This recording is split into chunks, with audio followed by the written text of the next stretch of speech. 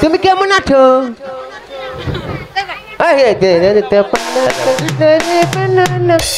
ও বউ কথা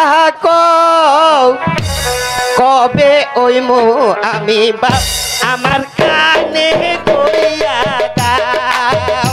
ও বউ কথা কবে ওই মো আমি বাপ আমার কানে কইয়া দাও।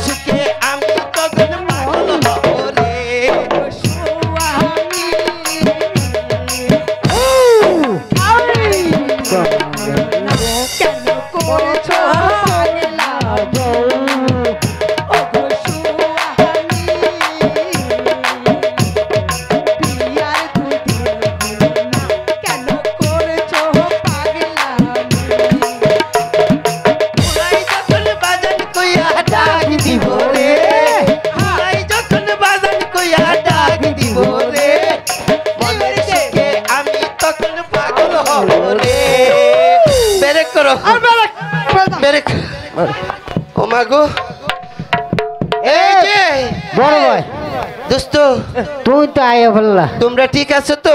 আমরা একেবারে ঠিক আছি। আবার এইটার মধ্যে কারেন্ট আছে।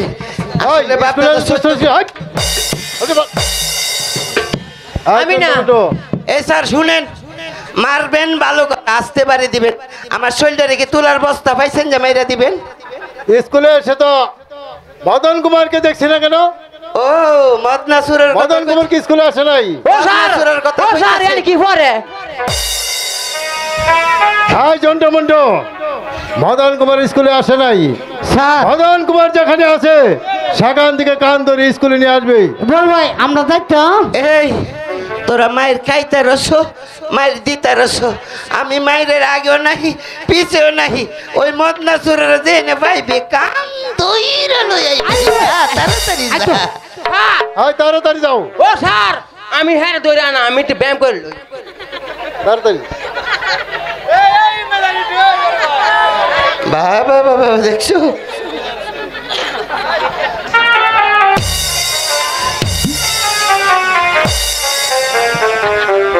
এইবার প্রতিবন্ধী হয়ে গেছে।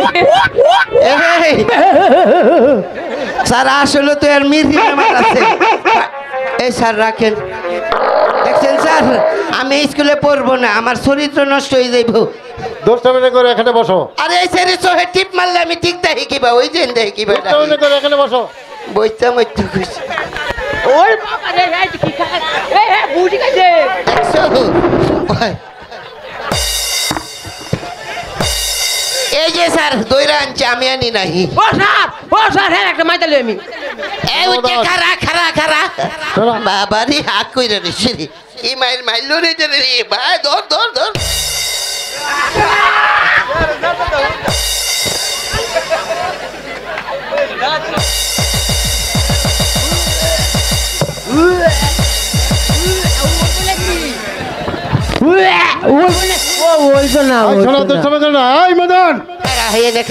তুমি স্কুল ছেড়ে কোথায় ছিলে?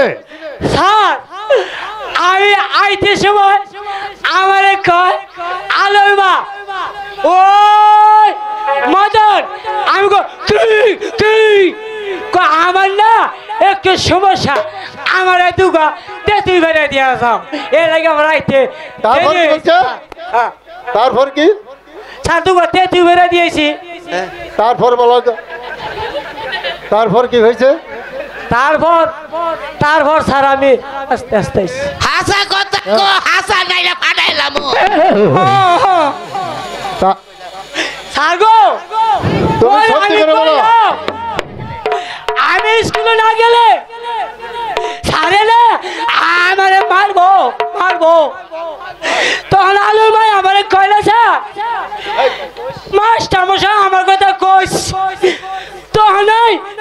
কিছু কইব না। দেখছেন স্যার, তার নিজের ভর্তি বাচ্চায়া পরের কাম হরে। হ্যাঁ মাস্টার মশাই স্কুল আছেন? প্রণাম মন্ত্রী মশাই, প্রণাম। আসুন, বসুন, আপনার আসন গ্রহণ করুন। আমি একা আসিনি, আমার সাথে মহারাজ এসেছে আপনার স্কুল পরিদর্শন করতে। প্রণাম প্রথম মহারাজ, প্রণাম। প্রণাম। আসুন, বসুন, আপনার আসন গ্রহণ করুন। না মাস্টার মশাই, আমি বসতে আসিনি, আমি এসেছি যুবরাজ প্রেম কুমারের লেখাপড়া কেমন করছে তাই আমি দেখতে এসেছি। যুবরাজ প্রেম কুমার দেখি অনেক দিন ধরে স্কুলে আসে না। প্রেম কুমার আপনি কি তো জন্টু দেখছি না? মন্টুর কাছে জিজ্ঞাসা করে দেখুন। যুবরাজ প্রেম কুমার কোথায়? যুবরাজ প্রেম কুমার খেজর আমি দেখতে পারছি না। যুবরাজ প্রেম কুমার অনেক দিন যাবত স্কুলে আসে না। আপনি জন্টু এবং মন্টুর কাছে জিজ্ঞাসা করে দেখুন। জন্টু মন্টু, মহারাজ, তোরা বলতে পারিস আমার যুবরাজ প্রেম কুমার কোথায় আছে? মহারাজ আমরা কিছু বলতে পারতাম না মহারাজ। ওই যে মদন রেজিগাল, মদন কই তারবো, যুবরাজ প্রেম কুমার কই থাকে, কি করে? হ্যাঁ মদন, তুমি বলো আমার যুবরাজ প্রেম কুমার কোথায় আছে? আমার যে ভয় করছে ভাড়া। হ্যাঁ মদন, তুমি নির্ভয়ে বলো, আমি তোমাকে ভয় দান করলাম, তুমি নির্ভয়ে বলো আমার প্রেম কুমার কোথায় আছে? ও জাগো, আপনার বাড়ি এই সাকর রবানন্দ আছে না, রবানন্দের মেয়ে আলোর সাথে প্রেমশালায় বলেছে, প্রেমশালায়। প্রেমশালায় ভর্তি হয়েছে যুবরাজ প্রেম কুমার মাস্টার মহাশয়। আজ থেকে এই বিজয়নগরের স্কুল আমি একেবারে বন্ধ ঘোষণা করলাম। ধৈর্য ধরুন মহারাজ, ধৈর্য ধরুন, এত চঞ্চল হলে চলবে না মহারাজ। ধৈর্য ধৈর্য আমার নেই মন্ত্রী মহাশয়, ধৈর্যের ভাঁজি আমার ভেঙে গিয়েছে।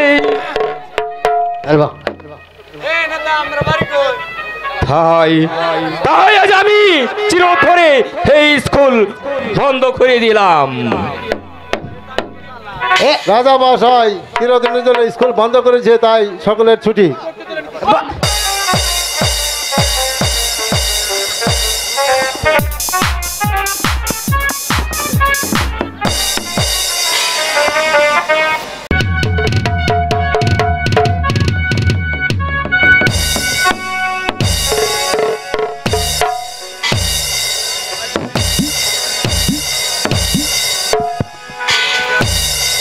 মন্ত্রী মহাশয় বলুন মহারাজ। একান্ত প্রয়োজন ছিল কুমারকে দেখে রাখার কিন্তু তা আপনি রাখেননি।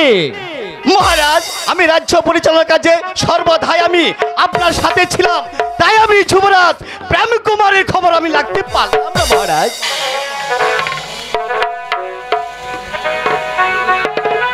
মহারাজের জয় হোক। মহারাজ একই রমানন্দ, অসময়ে তুমি এখানে কেন? মহারাজ আমি এসেছি আমার দিন মজুরিটা দিয়ে দিন মহারাজ। ঘরে আমার স্ত্রী কন্যা না খেয়ে মরতে বসেছে, আপনি আমার দিন মজুরিটা দিলে আমি ওদেরকে পেট ভরিয়ে খাওয়াতাম মহারাজ।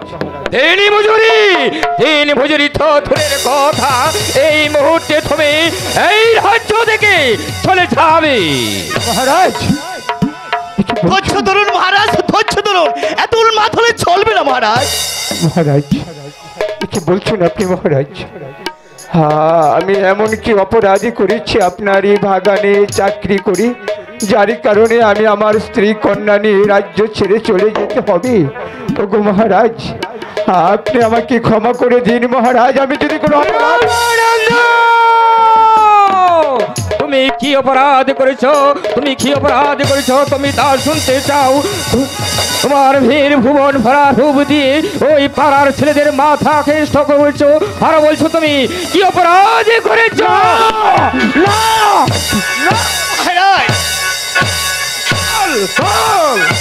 মহারাজ মহারাজ হ্যালো, না না মহারাজ না, অমন কথা বলবেন না মহারাজ। আমার মেয়ে এমন কাজ করতে পারে না মহারাজ। ওগো ওগো মহারাজ, রামানন্দ, আপনি আমাকে ক্ষমা করে দিন মহারাজ। ক্ষমা ক্ষমা আমার কাছে নেই, আছে শুধু চাবুক। বল বল বল বল।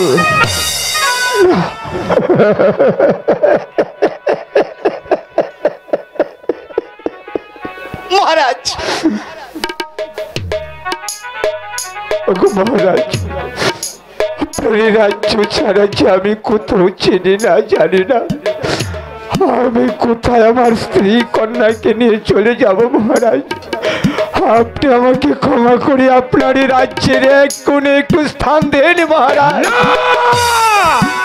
তোর কোনো ক্ষমা নেই, তুই যে অপরাধ করেছ তার ক্ষমা শুধু চাবুক। বল বল বল। না মহারাজ, মহারাজ, মহারাজ, বেরিয়ে যাও আমার চোখের সম্মুখ হতে।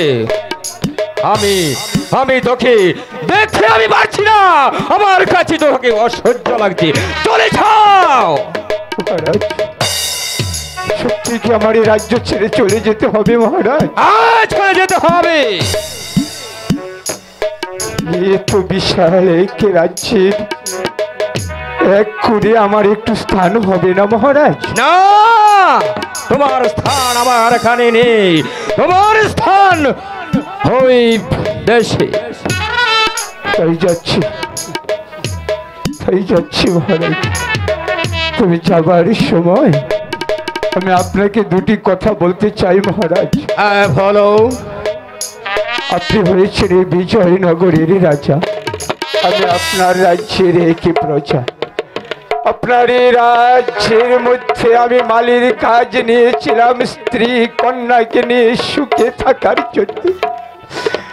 জানি না আমার মেয়ে পাপ করেছে কিনা, তা সত্য না মিথ্যা, তারই কারণে আপনি আপনার রাজ দরবার থেকে আমাকে দূর দূর করে তাড়িয়ে দিচ্ছেন। আপনার এই রাজ্য ছেড়ে চলে যেতে হবে, তাই আমি চলে যাচ্ছি। যে রাজ্যে রাজার বিচার নেই, সে রাজ্যে এই গরিব প্রজাগণ থাকার চেয়ে না থাকাই ভালো, না থাকাই ভালো। তবে হ্যাঁ, যাবার সময় আমি আপনাকে দুটি কথা বলে যাচ্ছি মহারাজ। যে অপরাধের কারণে আজ আপনি আপনার রাজ দরবার থেকে আমাকে দূর দূর করে তাড়িয়ে দিচ্ছেন, তার জন্য একদিন আপনার এই জ্ঞানের মুশকিল খুলে যাবে। সেদিন আপনি বুঝতে পারবেন যে অপরাধ আমার মেয়ে করেছে। আপনি আর জন্য আপনি আমাকে চাবুকে মেরেছেন, সেই একই অপরাধ কিন্তু আপনার ছেলেও করেছে। দোষ শুধু আমার মেয়ে একা নয়, দোষ আপনার ছেলেরও আছে। যদি ভগবান থেকে থাকে আর আমার মেয়ে সত্য হয়ে থাকে, তাহলে তোমার আজ রামানন্দের মেয়ে জয় করবে, জয় করবে, জয় করবে। মন্ত্রী মহাশয়, বলুন মহারাজ।